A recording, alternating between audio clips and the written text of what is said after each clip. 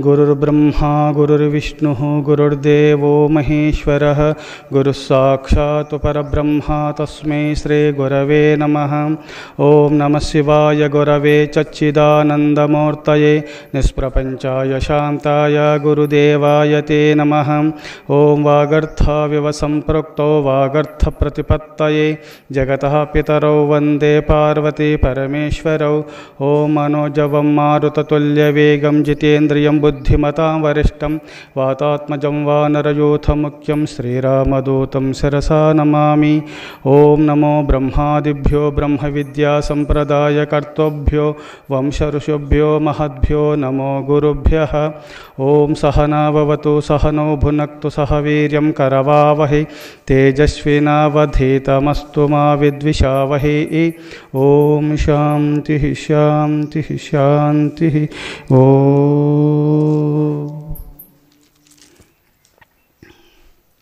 సాధు సజ్జనులతో జగడమాడిన కీడు కవులతో వైరంబు కాంచకీడు పరమదీనుల చిక్క పట్టిన పెనికీడు భిక్షగాండ్రులను దుఃఖ పెట్టకీడు నిరుపేదలను చూచి నిందలాడిన కీడు పరమదీనుల చిక్క పట్టకీడు సద్భక్తులను తిరస్కారమాడిన కీడు పుణ్యవంతుల దిట్ట పొగడకీడు సద్భక్తులను తిరస్కారమాడిన కీడు పుణ్యవంతుల దిట్ట పొగడకీడు సద్భక్తులను తిరస్కారమాడిన కీడు గురును ద్రవ్యము దోచుకొనిన కీడు దుష్టకార్యములొనరించు దుర్జనులకు ఘనతరంబైన నరకంబు గట్టుముల్లి భూషణ వికాస శ్రీధర్మపుర నివాస దుష్ట సంహార నరసింహ దురిత దూర.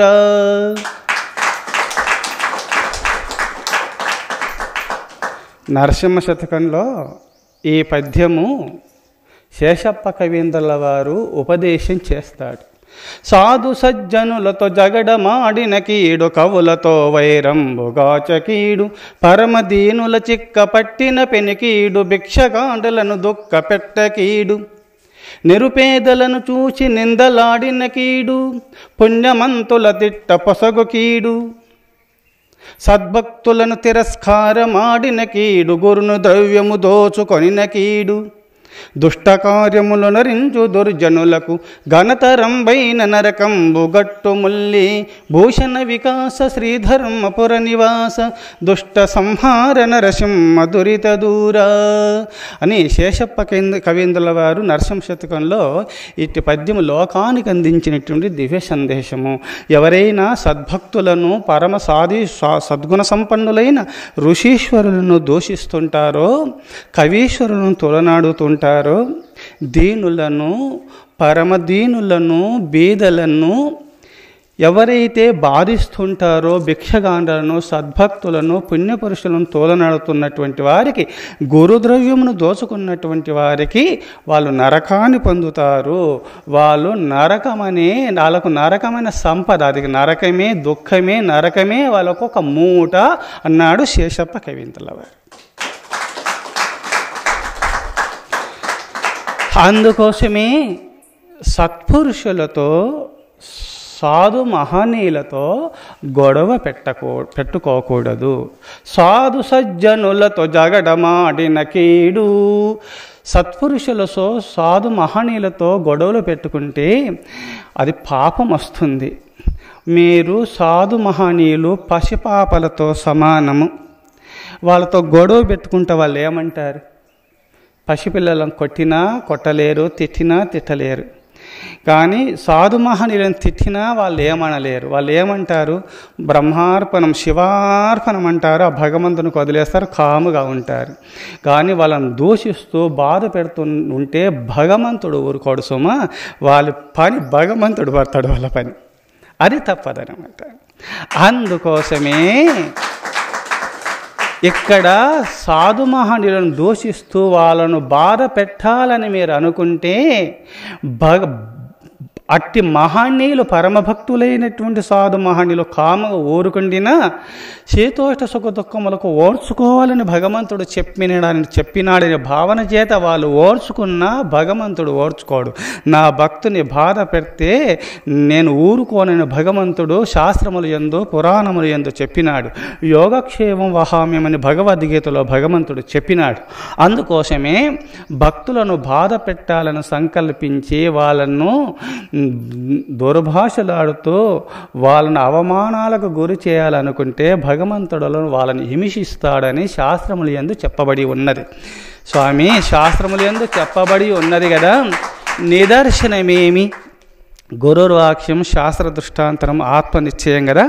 ఎక్కడైనా ఉన్నదా స్వామి అంటే మహర్షి సద్గురు శ్రీ మలయాళ స్వాముల వారు వ్యాసాశ్రమం స్థాపించిన తర్వాత అక్కడక్కడ వెళ్ళి ఆధ్యాత్మిక ప్రబోధములు అనగా సనాతన సభ అనే పేరును పెట్టి అక్కడక్కడికి వెళ్ళి సంవత్సరానికి ఒక్కసారి మాత్రమే వెళ్ళేవారు. సనాతన సభ పెట్టేసి అక్కడక్కడ వెళుతూ భక్తులకు దర్శనమిస్తూ దివ్య ప్రబోధాలు చేస్తూ తిరిగి ఆశ్రమానికి వచ్చి మళ్ళీ ఎక్కడికి వెళ్ళేవారు కారు. మలయాళ స్వాముల వారు సంవత్సరానికి ఒకసారి బయటికి పోయేవారు.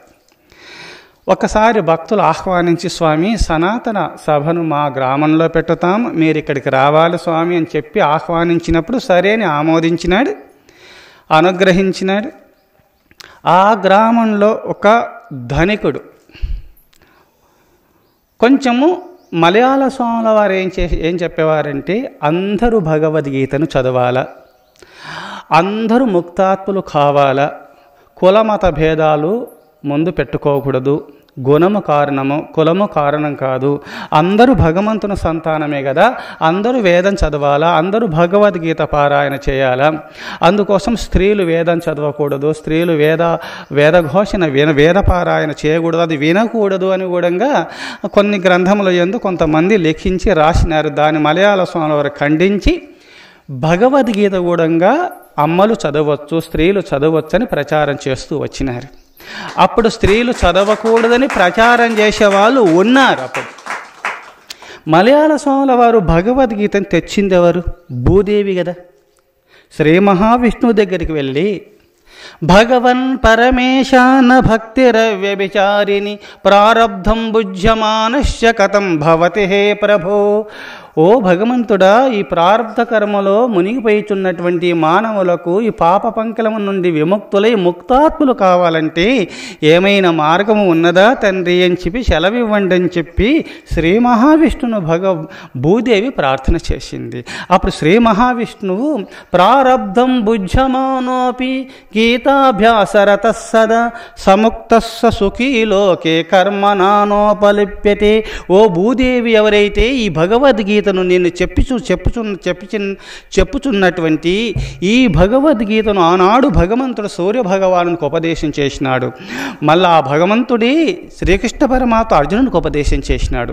నేను చెప్పినటువంటి భగవద్గీత పారాయణ చేస్తూ ఈ భగవద్గీతను ఎవరు పారాయణ చేస్తూ భగవద్గీతలో చెప్పినట్టు ఆచరిస్తారో ఈ ప్రారబ్ధ కర్మము నుండి విముక్తులై సమస్త పాపముల నుండి విముక్తులై వాళ్ళు తరిస్తారు, వాళ్ళు ముక్తాత్ములైపోతారు భూదేవి అని ఉపదేశం చేసినాడు శ్రీ మహావిష్ణువు. భూదేవికి ఉపదేశం చేసినాడు విష్ణు భగవానుల వారు. శ్రీ మహావిష్ణువు భూదేవికి ఉపదేశం చేసినాడు. భూదేవి భగవద్గీత తెచ్చింది భూమాతనే కదా.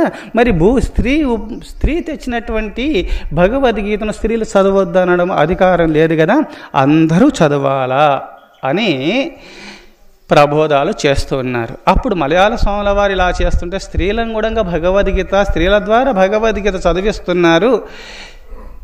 ఈ శూద్రులు బ్రాహ్మణ క్షత్రియ వైశ్య శూద్రులని ఇది గుణము కారణము కులము కారణం కాదని మలయాళ స్వాముల వారికి దీన్ని కొట్టేస్తూ దీన్ని ఖండిస్తూ గుణము కారణము, మీరు సద్గుణాలు కలిగి ఉండి ఆ పరమేశ్వరుని భజించినటువంటి వారు అందరూ ముక్తాత్మలు అవుతారని దివ్య ప్రబోధాలు చేస్తూ అటు సనాతన సభలో అందరికీ దివ్య ప్రబోధాలు చేస్తూ ఈ విధంగా మానవులను ఆధ్యాత్మ మార్గంలో తీర్చిదిద్దుతూ ఉంటే ఆ గ్రామంలో ఉన్నటువంటి వారు ఓరవలేక మలయాళ స్వాముల వారు స్త్రీల ద్వారా భగవద్గీతను చదివిస్తున్నారు, శూద్రుల ద్వారా భగవద్గీతను చదివిస్తున్నారు. అని కొంతమంది ఓర్వలేక ఏ విధంగా అయినా సరే మలయాళ స్వాముల వారిని కొట్టేసేయాలా. ఎందుకంటే ధనవంతుడు, ఆ గ్రామంలో చాలా జనం ఉంది, ఎంతోమంది సేవకులు ఉన్నారు. ఆయన కన్నశైలుల ద్వారా మెలిగి ఏ పని చేయాలంటే ఆ పని చేసేవాళ్ళు ఉన్నారు. ఏమైనా సరే ఈ గ్రామంలో కొంతమంది భక్తులు వచ్చి చందాలు చేసుకొని మలయాళ స్వాముల వారిని ఆహ్వానించి అక్కడక్కడ సభలు పెట్టేవారు. సభలు పెట్టే ముందు మలయాళ స్వాముల వారు ముందే చెప్పేవారు, నేను సభ పెడుతున్నాను కావున మీ గ్రామంలో ఒక కమిటీ ఏర్పాటు చేసుకొని ఒక ఆశ్రమాన్ని ఏర్పాటు చేసుకోవాలి, మీ గ్రామంలో ఎవరైనా సరే భూదానం చేసుకోండి అని చెప్పేవారు ముందే మలయాళ స్వాముల వారు.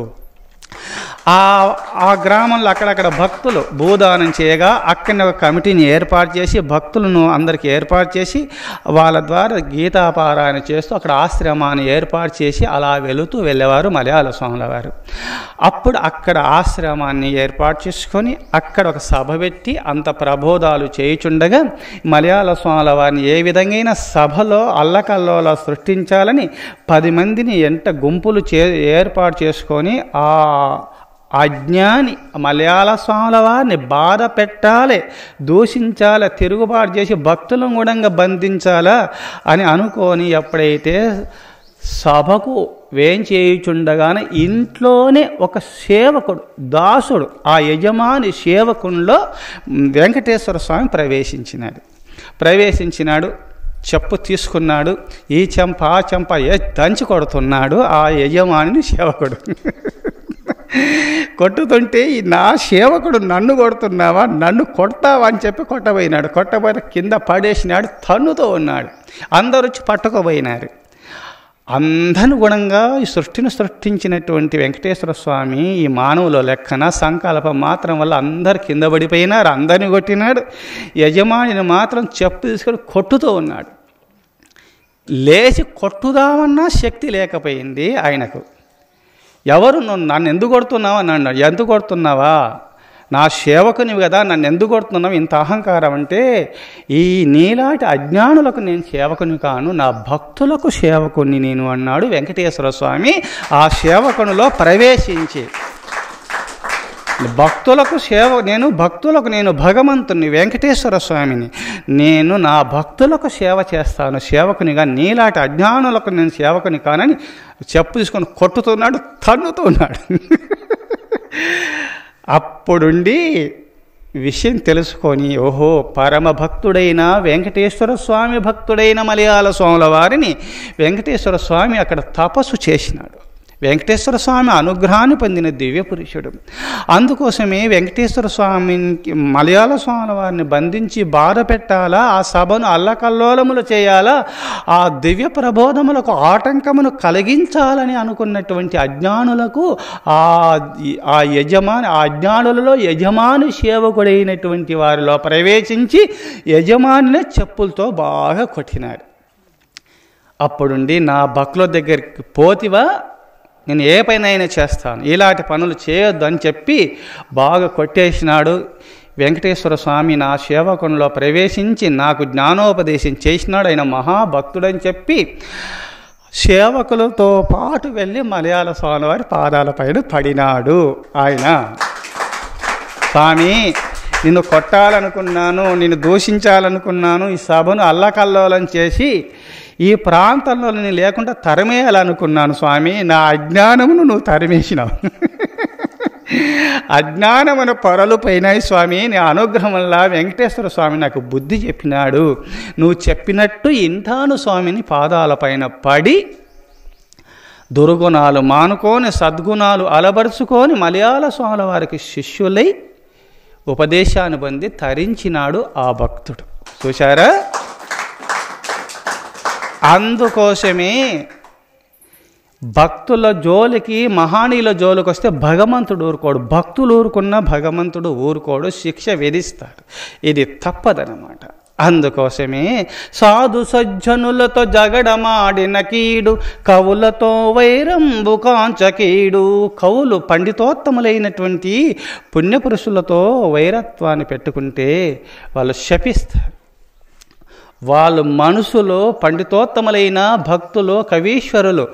వాళ్ళు కవిత్వం ద్వారా ఎక్కడో ఇరికించి ఇది అజ్ఞాని అని కూడా రాస్తారు. అదే కాదు, సరస్వతి వాళ్ళ హృదయంలో నాలుక పైన ఉంటుంది. కావున కవీశ్వరులు, పండితోత్తములైన మహనీయుల ద్వారా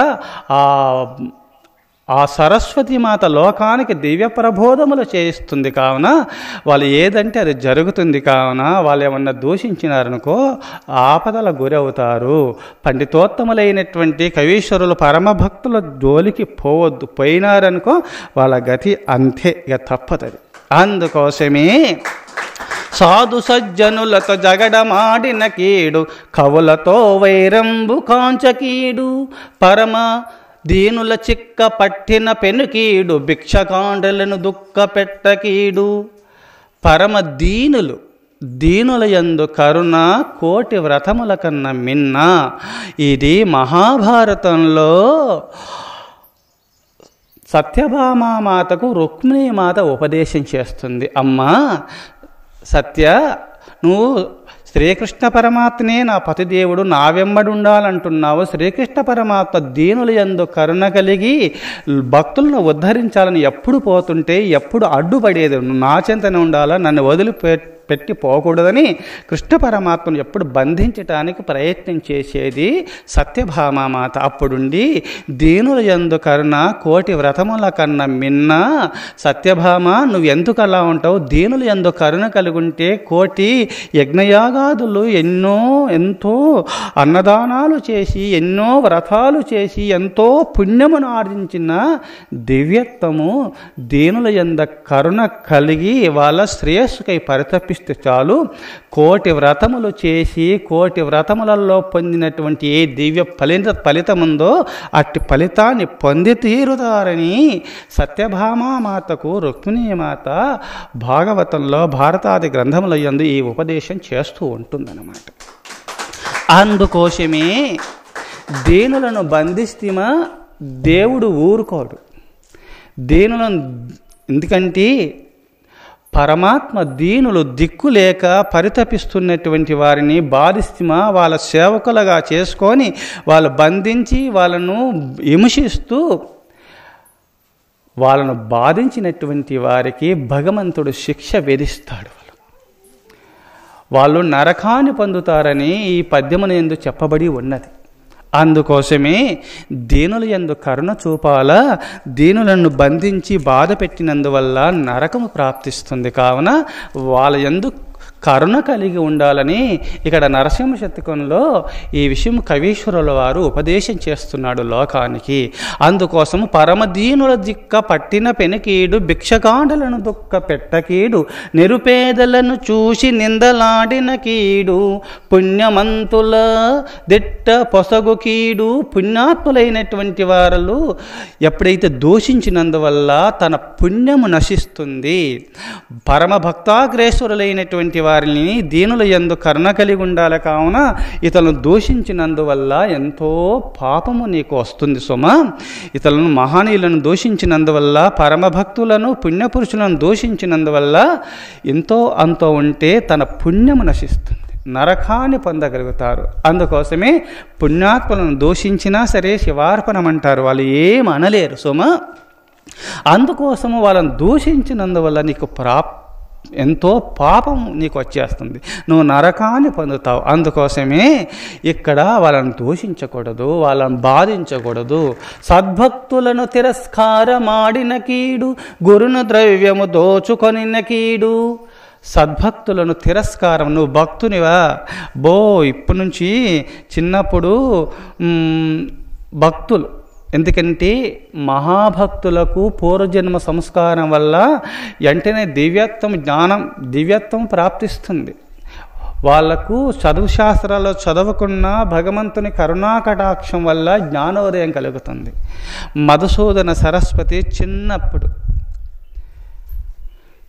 అపూర్వకాలంలో ఒక ఊర్లో గ్రామంలో కోటీశ్వరులుంటే, ధనవంతులుంటే వాళ్ళ ఇంట్లో నుండి జ్యోతి వెలిగించేవాళ్ళు.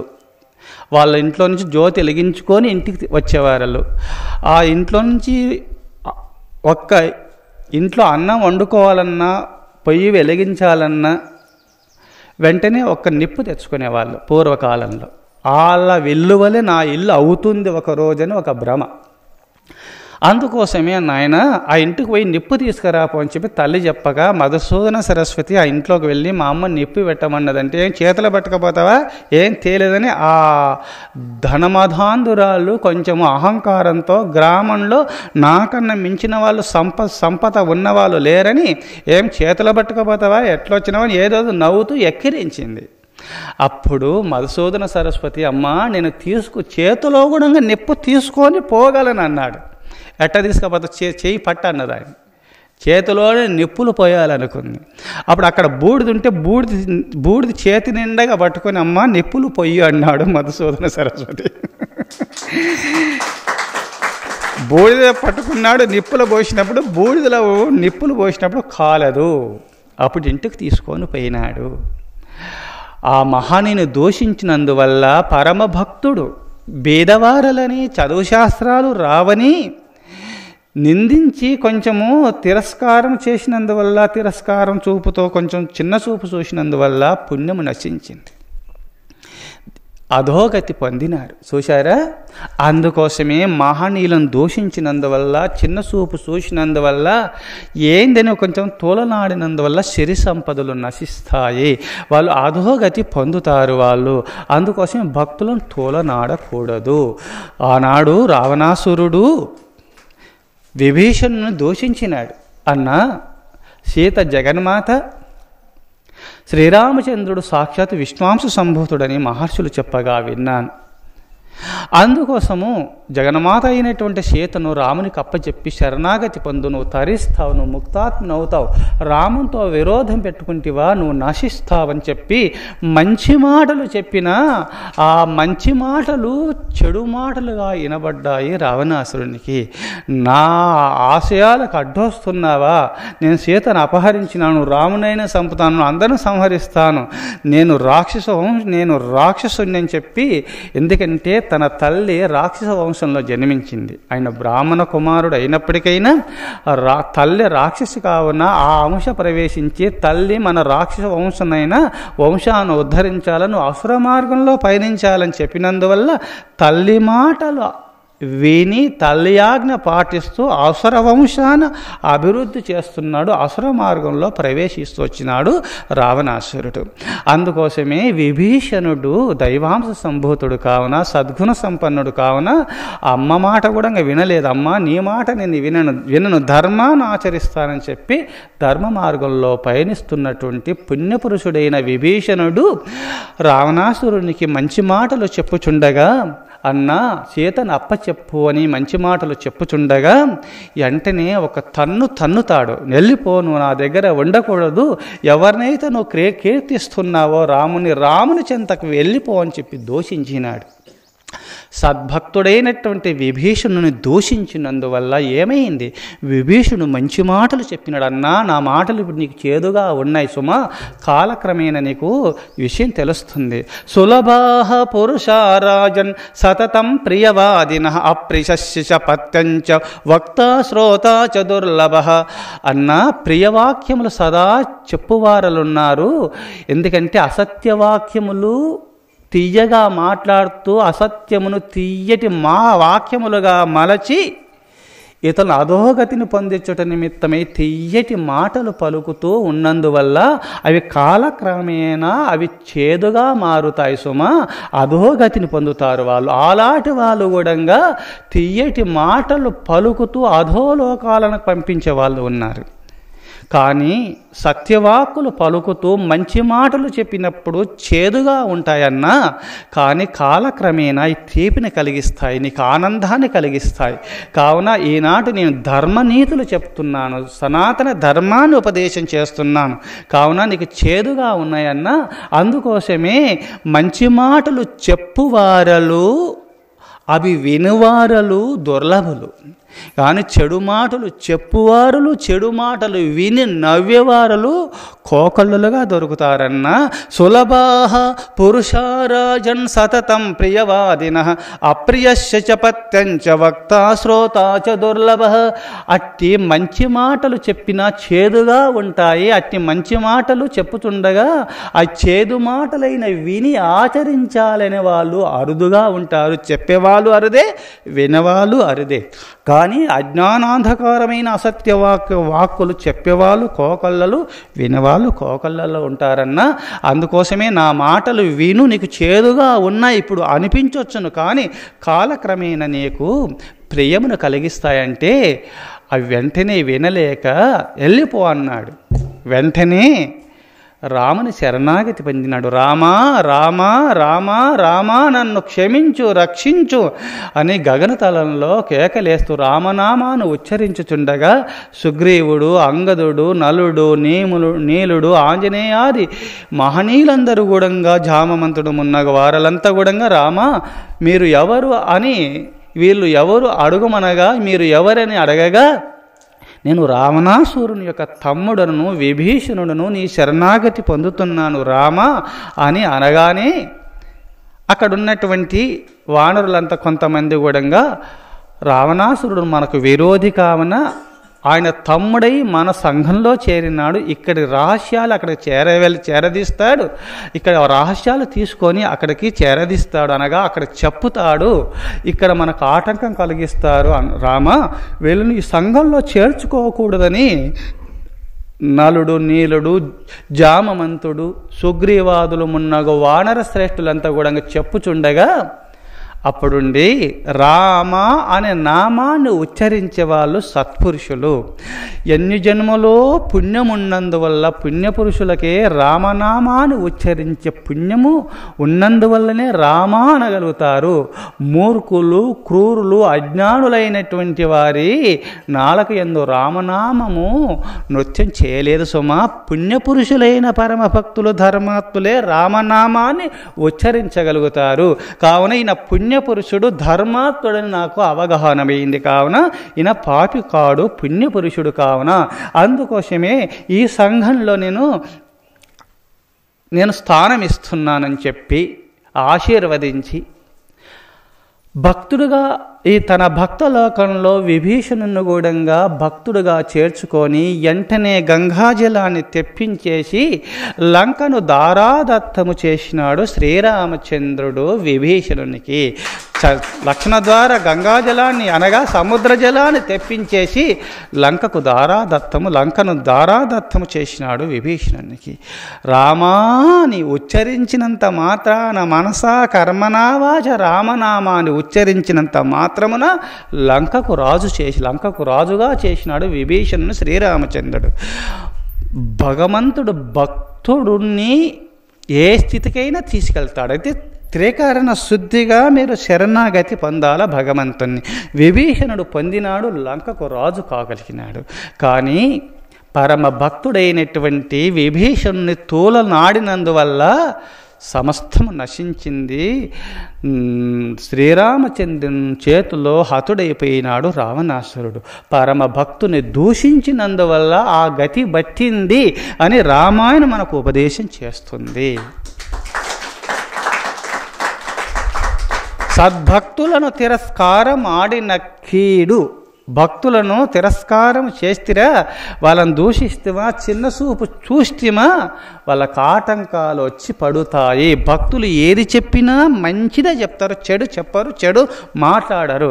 వాళ్ళు ఏమైనా సలహాలు ఇస్తే నమస్కారం చేసి ఆ మాటలు స్వీకరించాల. భక్తులైనటువంటి వాక్కులో అట్టి మహత్తు కలిగినటువంటివి. కావున భక్తులను చిన్నచూపు చూడకూడదు. గురును ద్రవ్యము దోచుకొనిన్న కీడు. గురును ద్రవ్యాన్ని దోచుకోకూడదు. గురువు దగ్గరికి కొంతమంది వస్తుంటారు, కొంతమంది ముక్తి నిమిత్తం వస్తారు, కొంతమందికి పేరు ప్రతిష్టల నిమిత్తం వస్తారు, కొంతమంది సంపద నిమిత్తం వస్తారు. వాళ్ళు ఏ విధంగా గురువు దగ్గరికి పోతే తపస్సు దారబోసి గొప్పవాణి చేస్తాడా, ఎట్లా గొప్ప వాళ్ళం అవుతామా అని చూస్తారు కానీ దేవుడు భావ్య సంపదలు ఇచ్చినా ఓ రోజు ఈ శరీరం ఉండదు, అవి కూడా వదిలిపెట్టి పోతాం కదా. గురుదేవా నాకు ముక్తిని పొందే మార్గాన్ని ఉపదేశం చేయని అంటారా? అది కొంచెం తక్కువ ఆ సంఖ్య. ఉన్నారు, సంఖ్య తక్కువ ఉంటుంది. అనగనగరాగ మతిశయిల్లుచునుండు తినగ తినగ వేమ తీయనుండు సాధనమున పనులు సమకూరు ధరరోన విశ్వదాభిరామ వినురవేమ. అట్టివారల మూడంగా చేరదీసి సద్గురువులు మంచి మాటలు చెప్పుతూ భావ్య సంపదలపైన విసుగు కలిగేలాగున దివ్య వైరాగ్య ప్రబోధములు చేసి వాళ్ళు ఉండటానికి, తినటానికి, కట్టడానికి ఏ లోటు లేకుండా గురుదేవులు ప్రసాదిస్తూ వాళ్ళని కైవల్య మార్గాన్ని ఉపదేశం చేసి ముక్తాత్మలను చేస్తారు గురుదేవులు. అందుకోసము అట్టి గురుదేవుల దగ్గరికి వచ్చేసి భావ్య సంపద నిమిత్తమే పరితపించకూడదు. బ్రహ్మ సంపదను పొందుట నిమిత్తమే గురుదేవుని ఆశ్రయించినప్పుడు భావ్య సంపద కూడా ఆ పరమేశ్వరుడు ఇచ్చి తీరుతాడు. ముక్తిని పొందాలని పరితపిస్తున్నటువంటి భక్తునికి భగవంతుడు ఇహ సంపదను ప్రసాదిస్తాడు తప్పనిసరిగా. ఇహ సంపద కావాలా, నాకు పరసంపద వద్దు అని పరితపిస్తున్నటువంటి వారికి ఇహ సంపద ప్రాప్తించదు, పరసంపద ప్రాప్తించదు. ఇతో భ్రష్ట తతో భ్రష్ట. ఈ భూలోకంలో కూడా అధోగతి పొందుతారు, ఇంకా పరలోకాన్ని కూడా వాళ్ళు పొందలేరు. కావున మీరెప్పుడు కూడా గురువుల దగ్గరికి వచ్చి వెళ్ళినప్పుడు మీరు ఏ సంపద గురించి ప్రార్థించవలసిన అవసరం లేదు.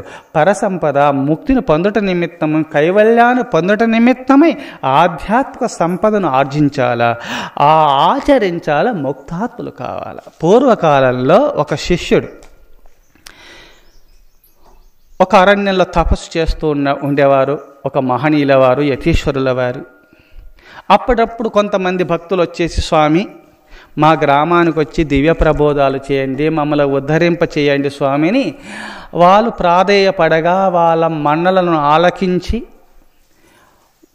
వాళ్ళకు అనుగ్రహించి నయనలారా వస్తానని చెప్పి మాట ఇచ్చేవారు. వాళ్ళు ఏకాదశి, శుద్ధ ఏకాదశి, పౌర్ణమి రోజు మంచి తిథుల యందు ఒక కార్యక్రమాలు పెట్టుకునేవారు. అక్కడక్కడ వెళ్ళి దివ్య ప్రబోధాలు చేస్తూ వస్తూ ఉండేవారు. అక్కడ పోతుండగా అక్కడ ఉన్నటువంటి ఆ సభల యందు కొంతమంది ఈ గురుదేవుల ప్రబోధాలు విని ఒక చిన్న పిల్లవారు ఆ గురుదేవుల వారికి అందరికి కానుకలు పెట్టుతూ ఉంటే చూసినాడు. ఓహో, ఈ యతీశ్వరుడుగా మారితే డబ్బులు బాగా వస్తాట్టున్నాయా అనుకున్నాడు ఆ పిల్లవాడు.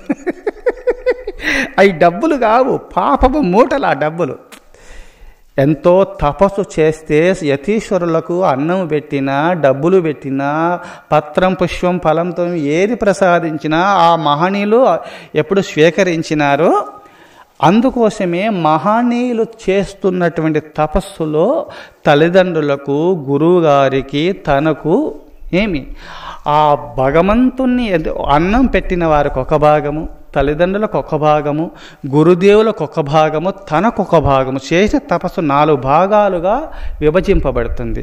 ఆ 4 భాగముల యందు తల్లిదండ్రులకు ఒక భాగము, గురుదేవులకు ఒక భాగము, మరి అన్నదానము తనకు ఆదరిస్తూ ఆహార పానీయాలు ఇస్తున్నటువంటి ఒక భాగము, తనకు ఆకలి ఒక భాగమే మిగులుతుంది. అప్పుడు అనుష్ఠానాలు చేయకుండా ఎవరో భక్తులు పెట్టినారని తిని ఎవరైతే బాగా తింటూ పండుకుంటూ ఉన్నారనుకో, అనుష్ఠానం చేయకుండా ఉంటే పూర్వజన్మలు చేసినటువంటి పుణ్యం వాళ్ళకి వెళ్ళిపోయి నీకు ఇతో భ్రష్ట తతో భ్రష్ట, ఏ దిక్కులేని వారు అయిపోతారు, సన్యాసులైనటువంటి వారు.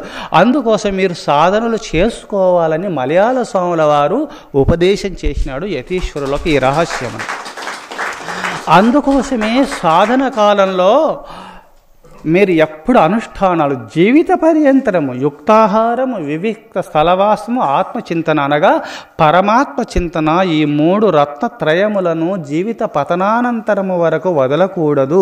సన్యాసులైనటువంటి వారలు చెంబు రావి చెంబును త్రోవగానే ఎలా మళ్ళా చిలుము పడుతున్నదో, ఎప్పుడు తోముచుండగా ఇలా చిలుము పట్టలేదో, ప్రకాశిస్తున్నదో, ఎప్పుడు కూడా అనుష్ఠానము చేయుచున్నటువంటి పుణ్యపురుషులకు పాపరాశులు చెంతకు రావు. ఎప్పుడు కూడా జ్ఞాన స్వరూపులై వాళ్ళు భాషిస్తారు. అందుకోసం ఎప్పుడు అనుష్ఠానం చేసుకుంటూ ఉండాలి సుమా.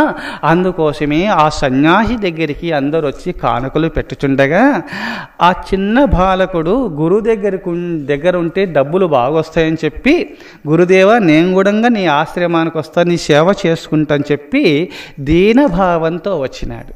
సరే చేరదీసినారు. చిన్నవారు కదా, చిన్న పిల్లలలో దుర్గుణాలు ఉంటాయి, సద్భావాలు ఎక్కువ ఉంటాయి అని చెప్పి ఎవరైనా కాసులు ఇచ్చుతుండగా ఆ చిన్న పిల్లవానికి ఇచ్చేవారు. అవి తీసుకుపోయి పెట్టెలో పెట్టేవారు. ఆ పెట్టెలో పెట్టుకొని అన్ని భద్రపరుస్తూ ఉన్నవాడు ఆ చిన్న బాలకుడు, ఆ బాల బ్రహ్మచారి. చిన్నప్పుడు అక్కడ కాసులు బాగొస్తున్నాయనే భావంతో వచ్చినాడు, భద్రపరుస్తున్నాడు, డబ్బుల చింతతోనే ఉన్నాడు. పెద్దవారైపోయినారు. ఏ విధంగా సరే ఈ గురువు సంపదను కొల్లగొట్టాలని పెద్దవారైన తర్వాత అక్కడ మోసంతో నటిస్తూ వచ్చినాడు. మహనీయులు ఏం చేస్తారంటే బాహ్య సంపదలపైన దృష్టి పెట్టి అక్కడ దృష్టి పెట్టారు. అది ఎవరైనా తీసుకోపోతే సరే, వచ్చే జన్మలో వడ్డీతో ఎవరైనా ఆశ్రమానికి డబ్బులు ఇచ్చినారనుకో, అలా తీసుకొని పోయినారనుకో, అది భావ్య సంపద, భక్తులు ఇచ్చిన సంపద. కావున ఎవరైనా తీసుకపోతే వచ్చే జన్మల్లో మళ్ళీ ఆశ్రమానికి వడ్డీతో సహాయిస్తారు కదా, అది బ్యాంకులో పెట్టిన సొమ్ము అనే భావంతో ఉంటారు మహనీయులు. తీసుకుపోయినా సరే, ఇచ్చినా సరే అది లోక శ్రేయస్సుకే, శివార్పణం అంటారు. వాళ్ళు దోపిడీ చేసినా సరే అది బ్యాంకులో పెట్టిన సొమ్ము అని ఉంటారు మహనీయులు. ఆ భావంతో మహనీయులు ఉంటారు. అందుకోసము ఆ బాలబ్రహ్మచారి రూపంలో ఉన్న ఆ చోరుడు పెద్దవారైనారు. కొంచెం వయసు పెద్దగైన తర్వాత ఆనాడు బంగారు చిక్కలు, ఈనాడు రూపాయి బిళ్ళలు ఎలా ఉన్నాయో పూర్వకాలంలో బంగారు బిళ్ళలు ఆనాడు సంపదలన్నీ కూడా గురుదేవులకు ఇచ్చుతుండగా పెట్టెలో పెట్టినారు. లోకశ్రేయస్కై అన్నదానాలు చేయొచ్చు, ఇంకేమైనా కట్టడాలు కట్టవచ్చు, బాహ్య సంపదను బాహ్య ప్రపంచానికి ఉపయోగించుదాం, నాకెందుకని అలా భద్రపరుచునాయనాలు పెట్టినాడు. చూశారా, ఆ బ్రహ్మచారి ఎందుకు నమ్మినాడో తెలుసా? మహనీయులు వెంటనే నమ్మరు. ఆయన దివ్య ప్రబోధాలకు వెళ్ళుచుండగా ఒక గ్రామంలో ఒక భక్తుడు, స్వామి మా ఇంట్లో భిక్ష స్వీకరించండి అన్నప్పుడు పూరు గుడిసె, తాటి ఆకుల గుడిసెతో ఉన్నది. అక్కడ భోంచేసి బయటకు వచ్చుతుంటే చిన్న గుడిసె కావున అక్కడ వరండాగా వంచినాడు. కావున వంగి వస్తుంటే ఈ బ్రహ్మచారికి ఈ దొంగ రూపంలో బాల బ్రహ్మచారి రూపంలో నటిస్తున్నాడు. ఆ దొంగ భావ్య సంపదతో వచ్చినాడు. కావున ఆ వంగి వస్తుంటే అక్కడ బూజు ఉండదన్నమాట. ఆ బూజు ఈయన ఆ అబ్బాయికి, ఆ బ్రహ్మచారి శిరస్సు పైన పడింది. ఆ బూజు పట్టుకుంది వెంట్రుకలకు. ఆశ్రమానికి వచ్చినాడు, చూసుకున్నాడు. గురుదేవా గురుదేవా నేను తప్పు పని చేసినాను, దొంగ పని చేసినాను గురుదేవా అని చెప్పినాడు. ఏం దొంగ పని అంటే, వారు అన్నం పెట్టినారు కదా గురుదేవ, అన్నం పెట్టిన తర్వాత కూడా బూజును దొంగిలించినాను గురుదేవ. ఇగో బూజు చూడు, పొరపాటు చేసిన ఈ బూజు వాళ్ళ ఇంటి దగ్గర దూలిపొచ్చే వరకు నాకు నిద్ర పట్టదు. ఇది అన్నం పెట్టిన వారింట్లో ఒక వస్తువును దొంగిలించడం పాపం కదా గురుదేవ అని చెప్పి, గురుదేవ అనుమతి ఇవ్వండి అని చెప్పి ఈ బూజును అక్కడ దూలిపోస్తాని పరిగెత్తి ఆ బూజు అక్కడ దూలిపొచ్చినాడు. ఆహా, బూజును ఊడంగా ఒళ్ళు పైన ఒక ఇంటి నుంచి తెచ్చుకుంటే ఊడంగా దొంగ పైన అనుకున్నటువంటి భక్తుడు దొంగ పని చేస్తాడా? చెయ్యడు కదా. ఆహా, ఎంత పుణ్య భక్తుడు, నా అదృష్టం బట్టి దొరికినాడు అనుకొని ఈ సంపద అంతా భద్రపరచునాయన అని చెప్పి అంత సంపద ఒక ప్రతి రూపాయి కూడా ఇచ్చేవాడు. ఓ పెట్టెలో దాచి పెడుతూ వచ్చినాడు. కొంచెం వయసు పెద్దగా అయింది. ఆ దృష్టితో గురు దగ్గర సంపదను దొంగిలించాలనే భావంతో చిన్ననాటి నుంచి ఆ భావంతో వచ్చినాడు. కావున ఒకరోజు అర్ధరాత్రి వేళ సంపద అంతా ఎత్తుకొని వెళ్ళిపోయినాడు. ఎక్కడనో వెళ్ళిపోయినాడు. అందరూ గురుదేవ సంపద పోయింది, దొంగవాడు ఎత్తుకెళ్ళినాడు, ఇంతవరకు బ్రహ్మచారి రూపంలో ఉన్న చోరుడు మనం గ్రహించలేదంటే నైనా అది మీరు బాధపడుతున్నారు నైనా, మనం బ్యాంకులో పెట్టుకున్న సొమ్మునైనా ఆయన భద్రపరిచినాడు అన్నాడు గురుగారు. వేరే వాళ్ళైతే బాధపడతారు, కానీ మళ్ళీ తీసుకుపోయినాడు, వాడుకున్నాడు, ఇల్లు మేడలు కట్టుకున్నాడు. కానీ అది గురుదేవులు భావ్య సంపద, భక్తులు ఇచ్చిన సంపద దాచిపెడితే తీసుకెళ్ళినారు. కావున అది ఆశ్రమ సొమ్ము, కావున వడ్డీ పెరుగుతుంది, ఆయనకు పాపం పెరుగుతుంది. కానీ రాగా రాగా ఆఖరి స్థితిలో కొడుకులు కోడాన్లు వచ్చేసి హింసించినారు, బాధ పెట్టినారు, నరక బాధలు అనుభవించినారు. అప్పుడు అనుకున్నారు, నీ దొంగ పని చేసి ఈనాడు ఇంత సంపద వీళ్ళకి పెడితే నన్ను కొట్టుతున్నారే, తిట్టుతున్నారని కుమిలిపోయి చచ్చిపోయి నరక బాధలు పడి చనిపోయినాడు.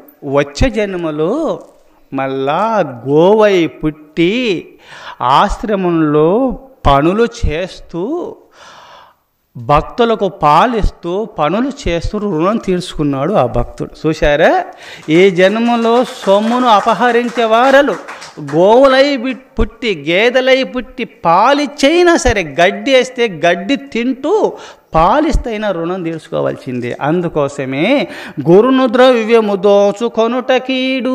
గురును ద్రవ్యాన్ని దోచుకుంటే కీడు వస్తుంది సుమా, దుఃఖాలకు గురైపోతారని చెప్పి శేషప్ప కవీంద్రుల వారు నరసింహ శతకంలో ఈ పద్యాన్ని ఉపదేశం చేసినాడు. అందుకోసమే గురును ద్రవ్యము కొనుట కీడు.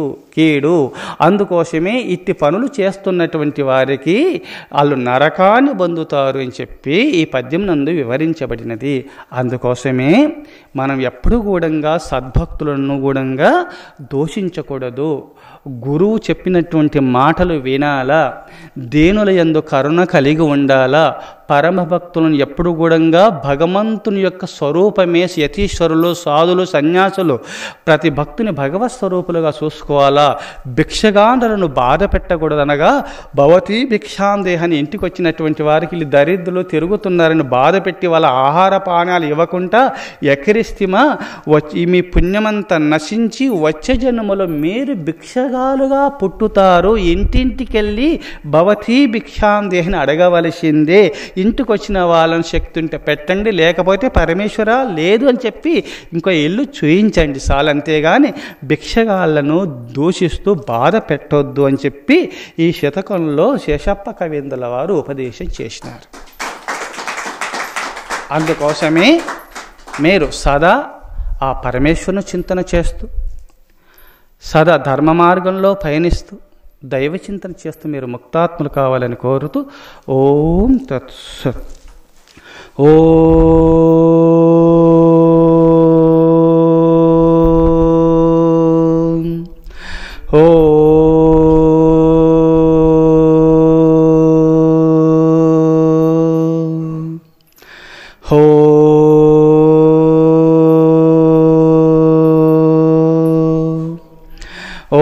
सहनावतु सहनो भुनक्तु सह वीर्यं करवावहे तेजस्विनावधीतमस्तु मा विद्विषावहे. ओम शांति शांति शांति. शंभो शिव शिव शिव शिव शिव शिव नारायण नारायण नारायण हो. దైవమతము ప్రతిష్ఠితమగునుగాక, కరుణామతము వృద్ధి నొందునుగాక, శాంతిమతము స్థాపితమగునుగాక, సత్యమతము స్థిర ప్రతిష్ఠిత నందునుగాక, సనాతన ధర్మమతము ఉద్ధరింపబడునుగాక, ఋషిమతము వర్ధిల్లునుగాక, స్వాతంత్ర్యమతము జయించునుగాక, జ్ఞానమతము వ్యాపకమగునుగాక, కలిమతము అంతరించునుగాక, అహింసావృతము స్థిరస్థాపితమగునుగాక.